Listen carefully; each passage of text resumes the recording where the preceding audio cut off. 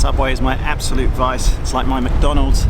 I've just landed here at Adelaide Airport after, look, to be honest, a brilliant flight, a really good. It's about a 2-hour flight from Melbourne. Clear blue skies, air traffic control were awesome. The approach into Adelaide was beautiful. Landing was great, and now I'm here having a Subway sandwich at the airport before heading home. You just think that flying is perfect, and if you watch these videos and watch other people doing stuff on YouTube, you must just think, well, wow, it's so easy. Why does everyone else find it so easy, but sometimes I find it hard?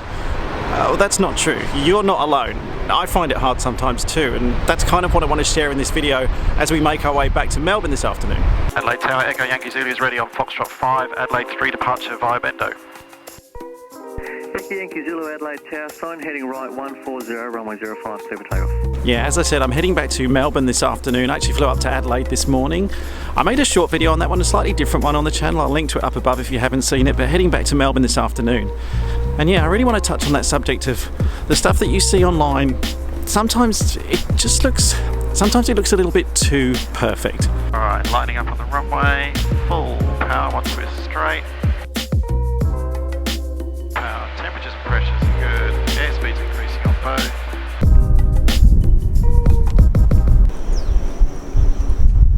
There she is. Welcome to Adelaide Airport. This telephone call is recorded for safety and security purposes. But I'm just in the general aviation area. I just need to get airside back to my aircraft again, please. Yeah, I can get them out there, no worries. Alright, thank you. Easy as that. Thanks, Adelaide.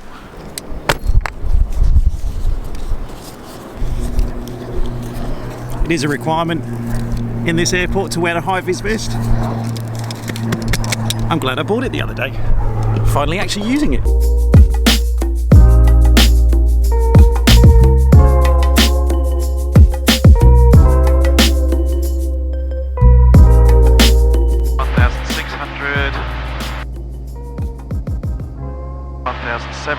So we're going to heading mode, bind heading of 140. Echo Yankee Zulu, contact approach. Over to approach, Echo Yankee Zulu, see ya. Avalon approach, Echo Yankee Zulu, turning right 140, climbing 4000. Echo Yankee Zulu, Adelaide approach, g'day, identified. Echo Yankee Zulu, report sighting a Jetstar A320, they're 5 miles, you're 11 o'clock, crossing left to right high. Looking for the traffic, Yankee X-ray Zulu. Just confirming that was for Echo Yankee Zulu, IPSO, we have traffic in sight. Echo Yankee Zulu, Roger, resume own navigation, pass behind the A320, direct to Bendo, climb 27,000, maintain own separation. Maintain separation and behind the Airbus, climb 7,000, direct Bendo, Echo Yankee Zulu. Okay, bye Adelaide. So that was a pretty good departure. For those of you, I know a lot of you are aviators out there, for those of you that are interested, that was the what's called a SID, a standard instrument departure out of Adelaide.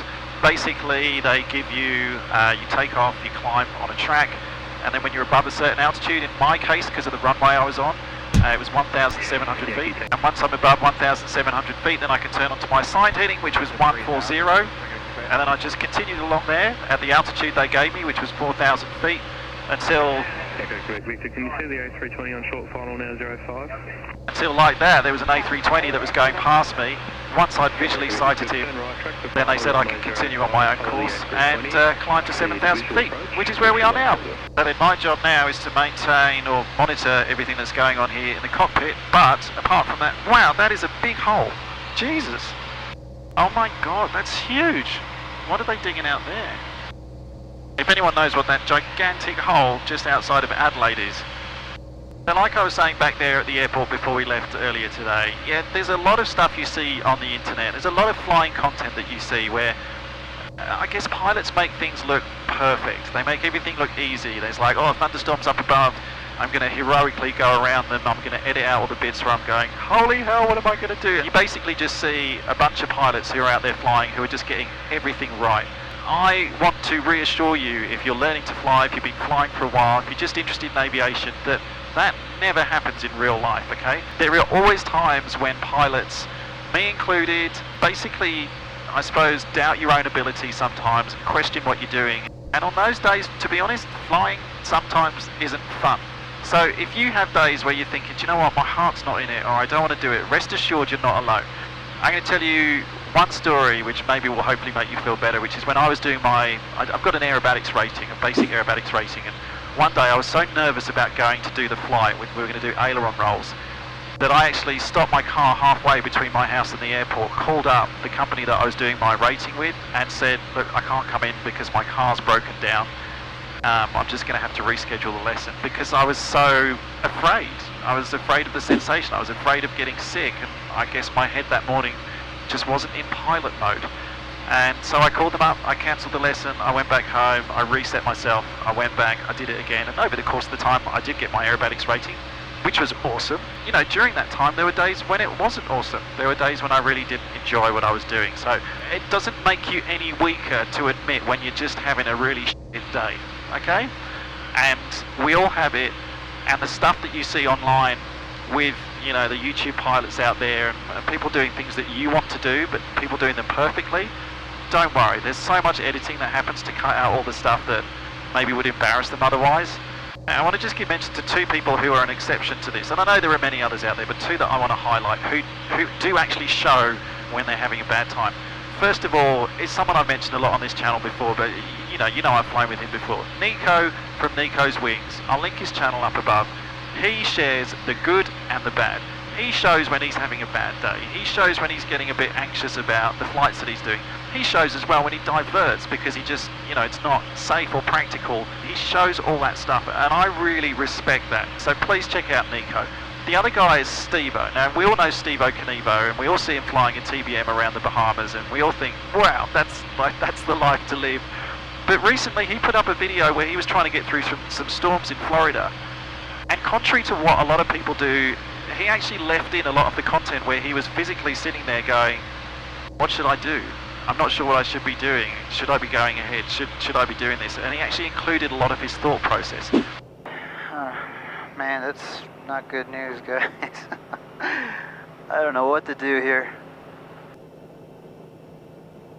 Oop, around the back side of it, so it's moving east.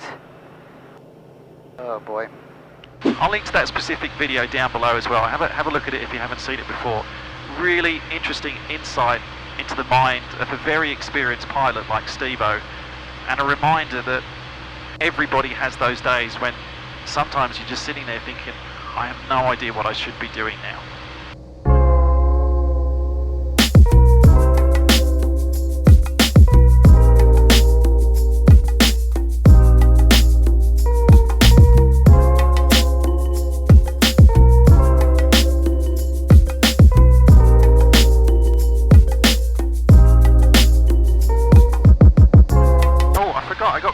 Subway.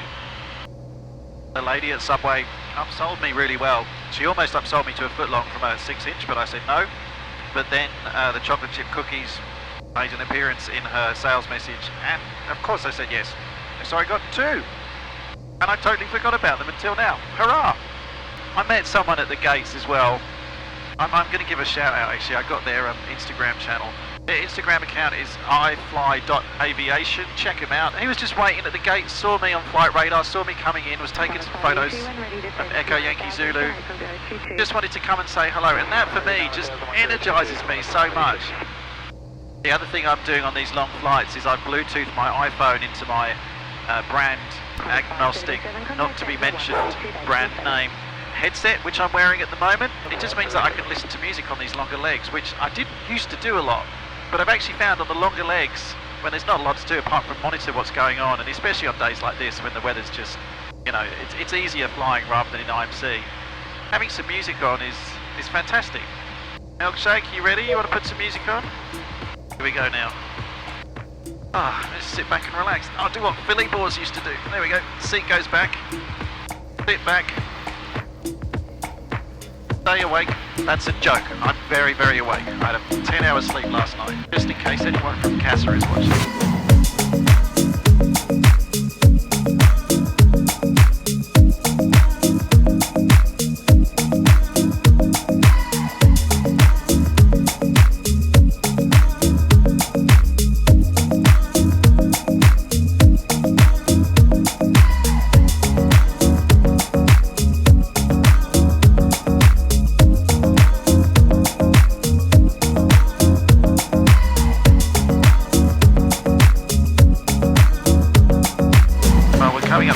C airspace at 5,000, where I know the step is 4,500 and we haven't got our clearance yet. So I'll give him 10 more seconds and then I'm going to ask him.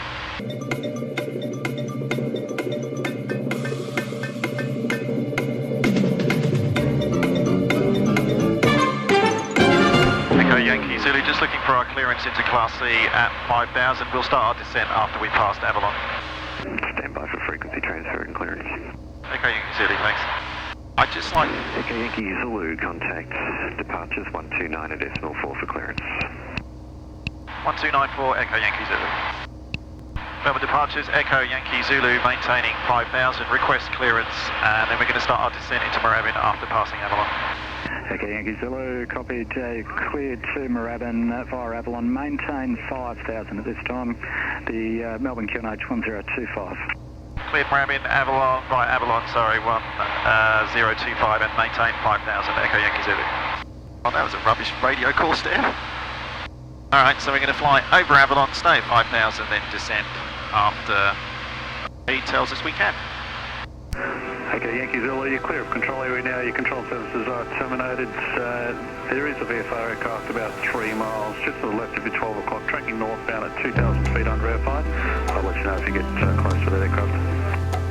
Copy that, thank you. Traffic inside, and we should pass behind him. Echo Yankee Zulu. Okay, Yankee Zulu.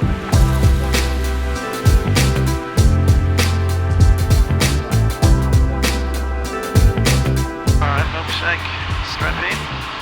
Moorabbin Tower, Echo Yankee Zulu is 10 miles to the west, 1,500 inbound, visual with Yankee. Echo Yankee Zulu, Moorabbin Tower, good day.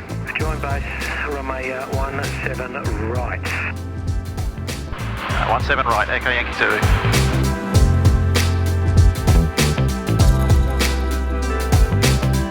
Charlie Yankee Whiskey, follow the Cirrus in your 12 o'clock, a mile and a half. Follow Steph Cirrus, Yankee Whiskey. Echo Yankee Zulu, good night.